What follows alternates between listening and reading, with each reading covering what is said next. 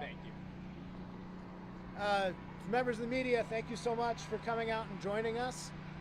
As you all know, this Friday is the deadline for the State Department of Environment, Great Lakes, and Energy to accept final public comments on whether or not Enbridge, the company responsible for the two largest inland oil spills in U.S. history, should be allowed to build an oil tunnel underneath 20% of the world's fresh water.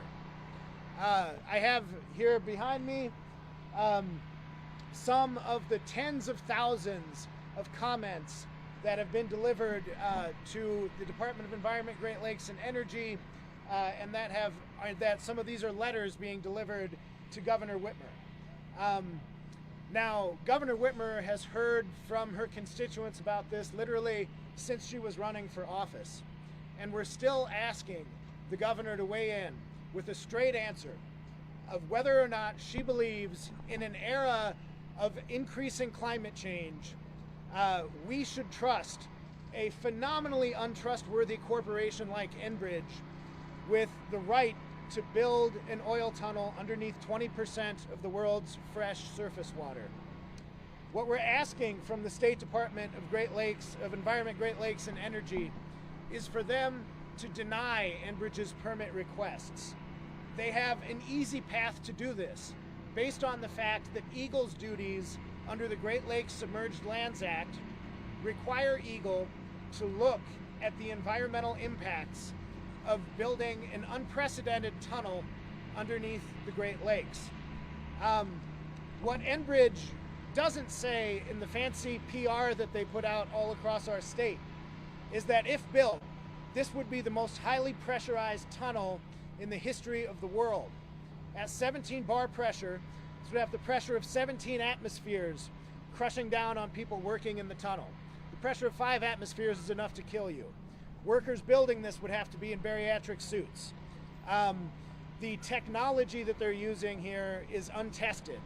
The rock quality is, as one expert hydrogeologist who has spent his career digging over 100 miles of tunnels here in the Great Lakes Basin put it, the worst rock quality he's ever seen for drilling a tunnel. In the 10th of the industry recommended geotech research that Enbridge did, 1/10 of the research, roughly half of the rock samples they took were rated between poor and very poor for drilling material. They should be anticipating methane in the tunnel profile, and they are not. They should be anticipating heavy water flow into the tunnel during construction, because their own research showed that the porosity of the rock is actually more similar to gravel than it is to bedrock. They are not anticipating water inflows, and it is up to our State Department of Environment, Great Lakes, and Energy to hold Enbridge accountable, to actually look at the facts about whether or not it should be permissible to drill an unprecedented oil tunnel under the Great Lakes, and to stand up for the people of Michigan by saying no. And after our press conference today, we're going to walk over here to Governor Whitmer's office behind us and drop off thousands of letters from concerned residents across the state of Michigan asking her to take a public stand, and again, let us know if it's her position that this is appropriate to allow such a phenomenally distrustworthy company as Enbridge, with their history of oil spills across our country, to dig an unprecedented oil tunnel underneath the Great Lakes. And I would like to hand it over. We're going to take media questions at the end here today. Next, I'd like to hand it over to Dr. Nicole Kiwe-Biber, who is our Michigan organizer for Clean Water Action, focused on Line 5, and an Indigenous member of the Little Traverse Bay Band of Ottawa Indians. Nicole, please hold these mics.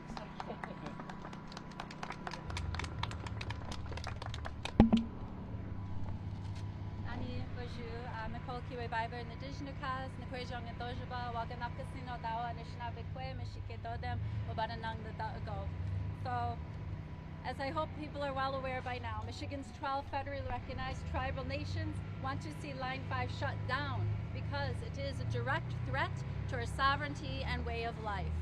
When the 645-mile-long pipeline was built in the early 1950s, there was certainly no consultation or information provided to the indigenous Anishinaabe peoples of Michigan, despite clear constitutional language that treaties are to be considered the supreme law of the land. Today, a democratically destructive and treacherous through line is plain for all to see. The willingness of elected governments to enshrine the interests of profiteering corporations above the voices and sustained well-being of the people and the waters upon which all living beings depend for baseline survival. Everyone who relies on clean water to drink, to bathe, to fish, to enjoy life should be aware that this proposed tunnel scheme is rife with geotechnical shortcuts, engineering red flags, piecemeal permitting that fails to fully interrogate the implications of failure, and instead relies on the sunny forecasts and reassurances coming from the financially biased foreign oil corporation, that only seeks to keep the $1 million a day toxic tar sands oil pipeline pumping. At 73 years old, the entirety of Line 5 is more than 20 years past its projected lifespan and poses the threat of a rupture to numerous bodies of water, surrounding communities and wildlife. The 4 miles laying on the lake bed is just too obviously stupid to ignore. So Enbridge copied a rejected idea from an engineering class project, made a backdoor deal, and dressed it up as environmentally responsible for the public. The tunnel is a phony solution. Excuse me. And even as inadequately written, fails to meet the standard for an EGLE water permit, as the impacts on the wetlands and environmental water quality and nearby residents would be well beyond minimal. Our Anishinaabe ancestors already have had final resting places desecrated. Our whitefish, more than human relatives, are already struggling to survive the consequences of centuries of foolish decisions that favored profit over respect and care for the water. Our state government should respect treaties with tribal nations, not encourage 99 years more of foreign oil profits at the expense of our Great Lakes. Big oil executives like the ones at Enbridge expect, they feel entitled to a return on investment for their campaign contributions. Thank you. They expect a return on investment for their campaign contributions, their seemingly benevolent sponsorship of community events and projects, their focus on propaganda that is equal parts greenwashing and fear-mongering. Such unseemly, unjust influence must end.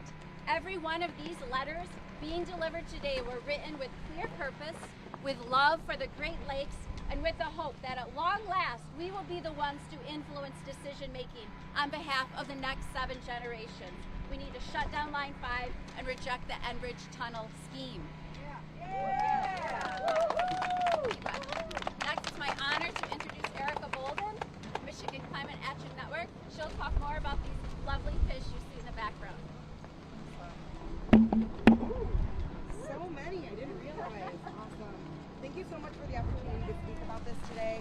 I will make it brief just because we've run into some weather, but these are fish that were folded not just on behalf of Michiganders, but the entire country plus. We collected over 86,000 fish in representation for the amount of people who do not want this pipeline in the Great Lakes. This is a collected effort on a number of different organizations across the Midwest that got together and made sure that they could get people to show up and show out, and that's exactly what they did. This is a representation of how people feel not only in the Midwest but across the country. We have a responsibility to protect the Great Lakes, and this is just proof that not only do our constituents and our residents here know what's best, but they know what they want, and this is not what they want.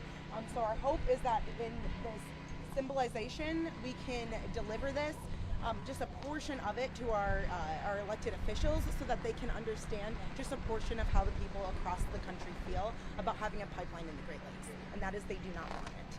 So, thank you so much for your time. Thank you very much, everybody. We are going to head across the street to the governor's office to drop off the letters to the governor in just a moment. But before then, I want to open it up to questions from the press. And I also did want to point out, for years, I know you in the media and those of us watching at home have heard from Enbridge about how without Line 5, they'd have over 200 trucks crossing the Mackinac Bridge every day to deliver oil.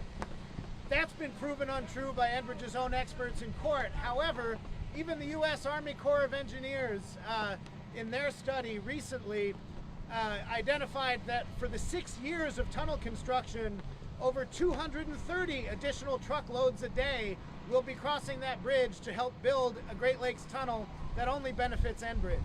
Now I'd love to open it up to any questions before we head across the street. I'm wondering your thoughts on impacts to the surrounding environment, some of these visual or sound, kind of side effects of construction that would be going on for up to 6 years, according to the Army Corps report.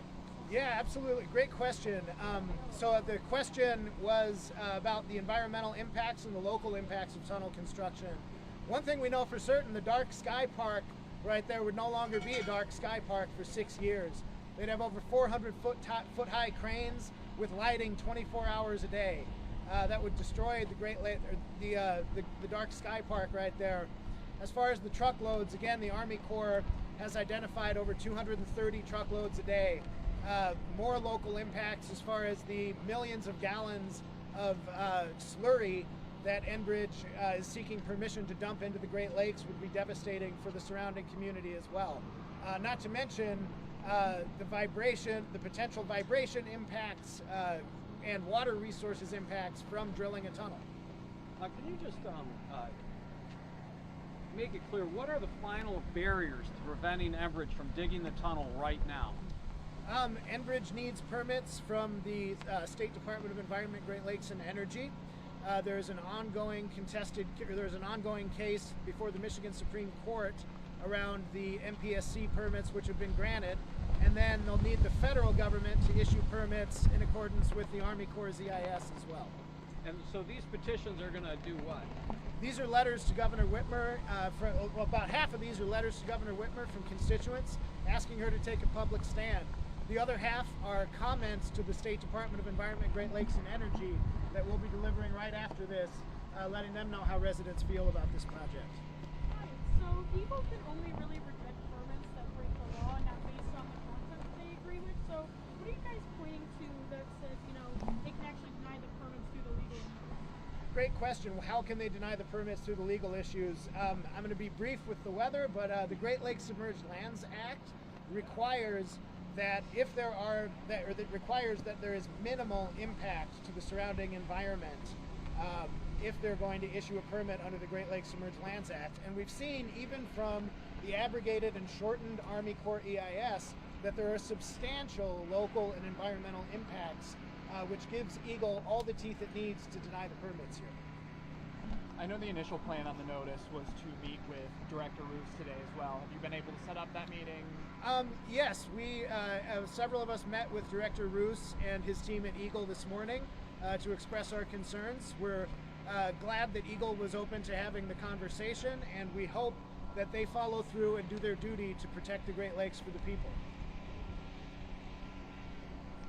So is the EGLE permits having to do with the actual construction? Yes. Or does it have to do with the tunnel? Well, the construction would be construction of the tunnel. So the EGLE permits, the Great Lakes Submerged Lands Act permit, would have to certify that there would be minimal impacts or no impacts to the Great Lakes bottomlands and soils beneath the bottomlands from this project. And then the wetlands piece would similar minimal to no impact on the wetlands after looking at substantial alternatives. And so what you were saying earlier about the gravel and stuff, so what's the worst thing that could happen with them digging a tunnel under the straits? The absolute worst thing that can happen is something that we saw happen, and use your imagination from here, but in 1973, one of the biggest industrial accidents in Michigan history was when Detroit Water and Sewage Department was drilling a new water intake tunnel under Lake Huron, and they hit a methane pocket that was not expected. somebody dropped a drill, and the resulting explosion killed 23 people inside the tunnel. If they hit a methane pocket here, which again, 1/10 of the industry standard geotech research was done, and they identified dissolved methane in groundwater. They're drilling on top of a known shale formation that they know contains methane. If they hit an unexpected methane pocket and there is an explosion, that could not only result in the deaths of anybody working inside that tunnel and the flooding of that tunnel behind them, but could also have surface impacts. They plan on building this underneath an operating pipeline, and they know that it's not bedrock between the two due to the water porosity that they found.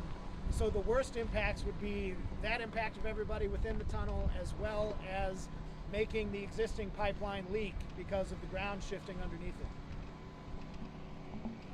One more here, similar to the last question. Just wondering your thoughts on the impact on the surrounding ecosystems, land and water. I see you have the fish behind you, so just kind of your thoughts there on potential impact on wildlife. Yeah, I know some of the biggest concerns around that, not only the wetlands and the waters themselves, but the impact of bentonite slurry on populations like the whitefish, which spawn in the Straits of Mackinac. Bentonite slurry, while it's not toxic, does coat fish gills, and when spilled in rivers by Enbridge in Minnesota back in 2021 when they were digging line 3, caused some fish die-offs, some fish kills. We're very concerned about that happening to one of the largest parts of the tribal fishery in Michigan, and the whitefish themselves. Glad to take other questions.